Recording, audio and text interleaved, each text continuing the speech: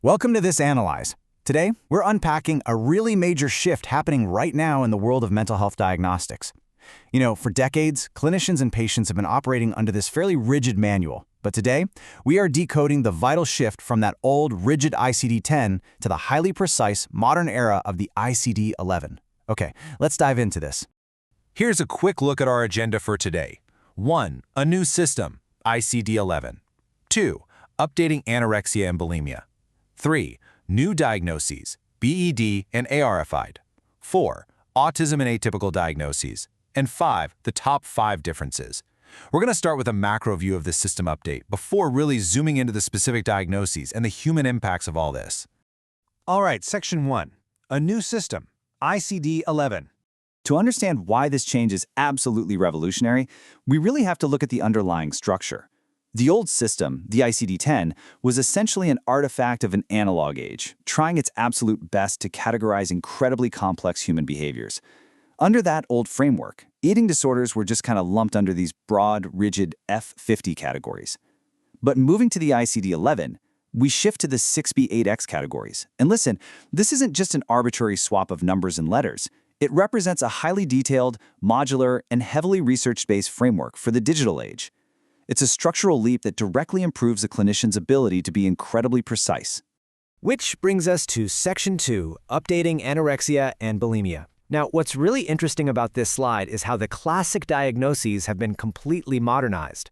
Let's start with anorexia. In the ICD-10, which was coded as F50.0, the criteria were incredibly strict. It implicitly required rigid, low-weight boundaries, and for women, amenorrhea, which is the loss of a menstrual period, was literally a mandatory symptom for diagnosis. But in the ICD-11, now sitting under code 6B80, that amenorrhea requirement has been entirely removed. Furthermore, low weight is now defined functionally, rather than just by some strict, arbitrary numerical cutoff. Plus, it gives us much clearer descriptions of restrictive versus binge and purge subtypes. Honestly, this is a life-saving pivot. By defining the illness functionally, a much wider, far more accurate group of suffering individuals can finally get the medical care they need.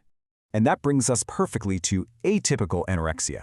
Previously, under F50.1, this diagnosis was so incredibly vague. It was basically used when a patient just almost met the criteria for anorexia. The ICD-11 totally changes the game here, with code 6B80.Y. It's no longer a vague almost. It is highly precise. It dictates that all the severe psychological criteria for anorexia are fully met, even if the patient's weight isn't necessarily severely low. This matches modern clinical research perfectly, and it offers immense validation to people who suffer deeply but just don't fit that classic physical stereotype. We see a similar, super much-needed evolution with bulimia. The ICD-10's F50.2 demanded strict, objective binge episodes combined with compensatory behaviors. The ICD-11 keeps the core definition of bulimia intact, but updates it to actually match clinical reality. The frequency requirements for these behaviors are now far more flexible. So this means clinicians can make a much clearer distinction between bulimia, binge eating disorder, and ARFID without feeling boxed in by those overly rigid criteria. All right, Section 3, New Diagnoses, BED and ARFID. So the crucial point is that these next conditions were not even standalone diagnoses in the old manual. Let's look at BED, or binge eating disorder. Under the ICD-10, if you had BED, your diagnosis was basically just dumped into an other category, specifically F50.8. It just didn't formally exist independently. But now, under the ICD-11, BED is proudly recognized as a standalone diagnosis with a code 6B82. It features clear criteria for binge episodes without compensatory behavior, which perfectly harmonizes with modern DSM-5 research. It's just a massive, long-overdue validation for millions of patients. And then we have ARFID, Avoidant Restrictive Food Intake Disorder. Much like BED, it used to be hidden away in the old manual, either as an other eating disorder or just some generic childhood feeding issue. But in the ICD-11, ARFID is finally given its own independent code, 6B83. Think about the real human impact here. This is a monumental improvement for children, individuals with autism, and anyone with unique sensory profiles. Giving ARFID a standalone code formally validates neurodivergent individuals and their very specific struggles.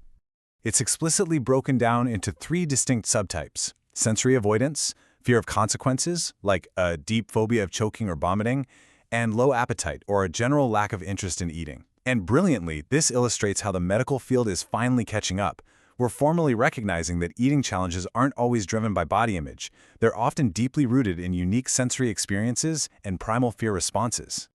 Moving right along to Section 4, Autism and Atypical Diagnoses. So, exploring how the new manual handles atypical behaviors, let's take PICA, which involves eating non-nutritive substances, and rumination disorder. In the ICD-10, these were mostly restricted to childhood categories, but the ICD-11 pulls them straight into the main eating disorder family under codes 6B84 and 6B85. They keep their core definitions, but they're brought entirely up to date. The biggest shift here, they are no longer restricted just to children. Adults suffering from these conditions finally aren't left out of the diagnostic loop. Now, we absolutely have to talk about the other and unspecified categories. Under the ICD-10, codes F50.8 and F50.9 basically acted like that messy junk drawer in your kitchen. Everything that didn't fit perfectly into a rigid box just got tossed in there. It was completely unstructured. The ICD-11 cleans house. With codes 6BXY and 6BXZ, the system is highly structured. And because the main diagnoses are now so much more flexible and accurate, these leftover categories are just going to be used significantly less frequently. Which brings us to Section 5, the top 5 differences. Let's move to and see how this builds. When we pull back and look at the whole field on one page, the evolution is just undeniable. Looking at the old analog F codes of the ICD-10 compared to the digital, precise 6B codes of the ICD-11, you can see it across the board. Anorexia is updated, atypical conditions are finally precise, BED and AirFit emerge as powerful new standalone diagnoses, and PICA and rumination are brought into the current era. It's a total transformation. So, if you take nothing else away from this analyse today, remember these top 5 takeaways. 1. ARFID and BED are independent diagnoses. 2. Atypical diagnoses are vastly clearer. 3. Autism and sensory profiles are formally harmonized. 4. Frequency and weight criteria are modernized to reflect reality. And 5. The system is digital, modular, and updatable. And why does this matter? It means less rigidity, no more junk drawer diagnosing, and most importantly, real, clinically relevant help for patients who need it. Which brings us to our final thought. How will a more modular, digital, and clinically precise diagnostic world change the future of mental health treatment for the better? As we shift away from simple bureaucratic record-keeping towards true clinical precision, the possibilities for transforming patient care are just incredible.